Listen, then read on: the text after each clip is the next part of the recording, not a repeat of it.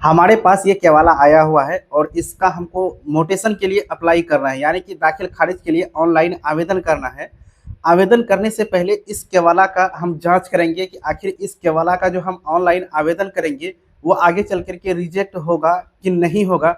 अगर रिजेक्ट होगा तो उससे पहले यानी आवेदन करने से पहले हमको किन किन चीज़ों की आवश्यकता होगी, जो ये पार्टी हमको केवाला दिए हैं उस पार्टी से हम उन चीज़ों का डिमांड करके पूरा करके तभी जा कर के हम इसका ऑनलाइन आवेदन करेंगे।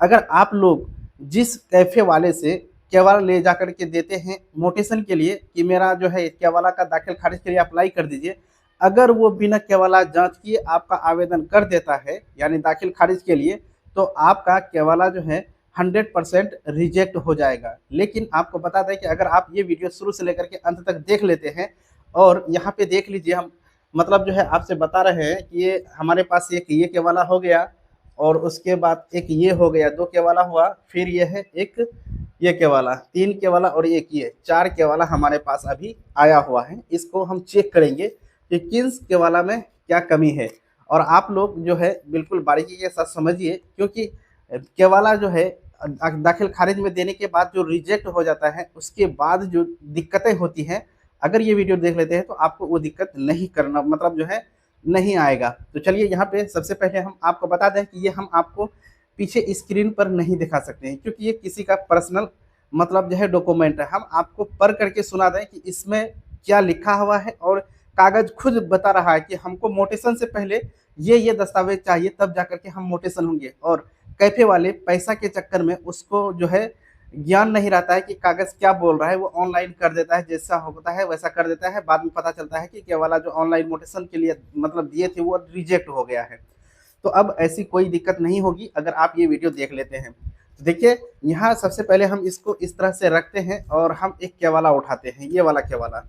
तो देखिए दोस्तों, इसमें बेचने वाला का नाम भी बिल्कुल दिया हुआ, स्पष्ट किया हुआ है और इसमें 2 बेचने वाला है, लेकिन खरीदार इसमें मतलब जो है आपको बता दें कि 4 खरीदार हैं। बेचने वाला 2 है लेकिन खरीदार 4 हैं।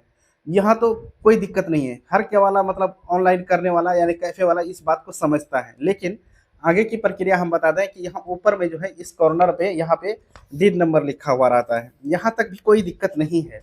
अब हम आगे चलते हैं, मेन जो मेरा पेज आता है नेक्स्ट पेज, यहाँ पे आपको दिक्कत होता है, जो कि मतलब जो है ऑनलाइन करते समय कंप्यूटर वाले या फिर कैफ़े वाले इस बात को ध्यान में नहीं रखते हैं। यहाँ पे लिखा हुआ है ज़मीन के बारे में कि ये ज़मीन किस प्रकार का है और इसमें किस तरह की डॉक्यूमेंट लगेगा। उसके बाद जो है ये आवेदन मतलब जो है पूरी तरह से बिना रिजेक्ट हुए काम हो जाएगा। यहाँ पे लिखा है कि चूँकि मोकिर को हैकियत ज़मीन हम मोकिर के पिता के नाम से खरीदगी केवाला द्वारा प्राप्त है, जिसका रजिस्ट्री तारीख दिया हुआ है, दलील नंबर भी दिया हुआ है, जिल्द नंबर भी दिया हुआ है, पेज नंबर भी दिया हुआ है।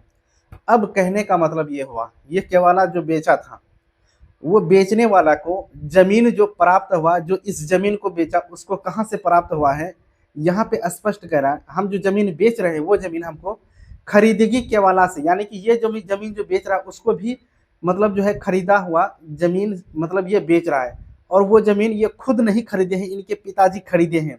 तो ऐसी परिस्थिति में दोस्तों क्या होगा कि ये केवाला का अगर आप सीधा ऑनलाइन मोटेशन के लिए अप्लाई कर देंगे तो आपका आवेदन रिजेक्ट होगा, क्योंकि यहाँ पे आप सुन लिए हैं कि इस केवाला का दाखिल खारिज नहीं होगा। इसलिए नहीं होगा क्योंकि ये केवाला जो है केवाला से केवाला हुआ है, पहली बात।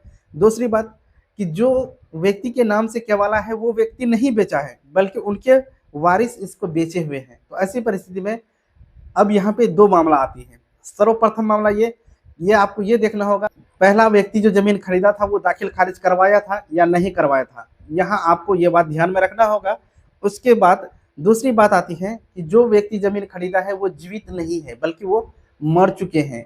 तो ऐसी परिस्थिति में उनके वारिस यानी कि उनके बच्चे उनके ज़मीन को बेच रहे हैं। तो ऐसी परिस्थिति में आपको बता दें कि ये वो यानी कि जिनका बच्चा ज़मीन बेच रहा है उनका मतलब जो है केवाला यानी उनके बाप के नाम से जो केवाला है वो केवाला आपको मतलब लेना होगा, और उनका जो बच्चा ज़मीन बेचा है उनका एक वंशावली आपको लगेगा। साथ ही साथ आपको बता दें यहाँ पे जानकारी के लिए कि ये ज़मीन जो मोटेशन के लिए जाएगा, यहाँ पे 3 चीज़ मतलब जो है महत्वपूर्ण होगी इस केवाला को मोटेशन के लिए। पहला कि वंशावली बहुत ज़रूरी है, दूसरा दर केवाला बहुत ज़रूरी है, और आपको बता दें तीसरा जो कि इम्पोर्टेंट है, दर केवाला जो आप लीजिएगा उसका खतियान का ज़ेरॉक्स भी आप अपने पास रख लीजिएगा। उसके बाद आप इसको ऑनलाइन करिए। ऑनलाइन करने के बाद जब ये कर्मचारी के पास जाएँगे, सीओ के पास जाएँगे, सारा सबूत अगर रहेगा तो आपको पता है कि बिना किसी झंझट का आपका दाखिल खारिज हो जाएगा, इसमें कोई दिक्कत नहीं है। तो यहाँ पे हम मतलब अभी एक केवाला के बारे में बता दिए हैं। ये इस केवाला का पूरा मतलब मामला था, और आप लोग इस मामला को नहीं देखते हैं और आगे जो है मोटेशन के लिए अप्लाई कर देते हैं, तो जो कि गलत होकर के रिजेक्ट हो जाता है। तो इसी तरह से और भी 3 केवाला है, और हम जो है इसका ऑनलाइन आवेदन करेंगे, और जाकर के मतलब ये केवाला का जितना भी कमी था और ये सभी केवाला में जितना भी कमी है हम पार्टी से मंगवा लिए हैं, और जाकर के हम इसको ऑनलाइन करेंगे। इसमें किसी भी तरह की त्रुटि नहीं रहेगी। अगर आपको चाहिए कि हम जो है किस तरह से ऑनलाइन दाखिल खारिज के लिए करते हैं, तो आप हमें कमेंट करिएगा, हम आपको विस्तार से बता देंगे कि किस तरह से दाखिल खारिज के लिए आवेदन किया जाता है, और कहाँ पे वंशावली का आवश्यकता होती है, कहाँ पे वो सामान लगता है जो हम अभी आपको वीडियो में बताएं।